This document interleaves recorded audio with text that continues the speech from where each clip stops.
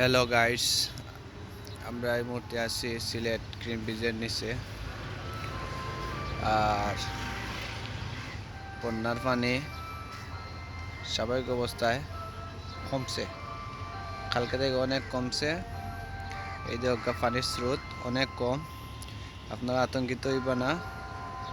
আর বন্যার স্রোত অনেক কমছে, বন্যা স্বাভাবিক অবস্থায় আছে। আশা করি 2-1 দিনের ভিতরে পানি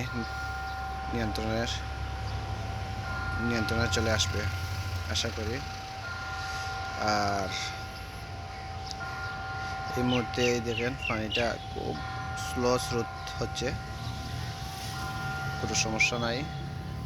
অনেক এখনো পানি উঠতে অনেক বাকি আছে। এই দেখেন অনেক 2 হাত 2.5 হাত আছে, 3 ফিট 3.5 ফিট আছে। আপনারা আতঙ্কিত হওয়ার কোনো কারণ নাই, বন্যার পানি অনেক কম।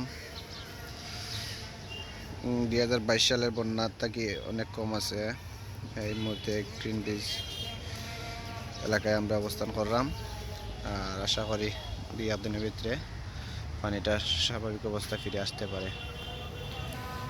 ধন্যবাদ।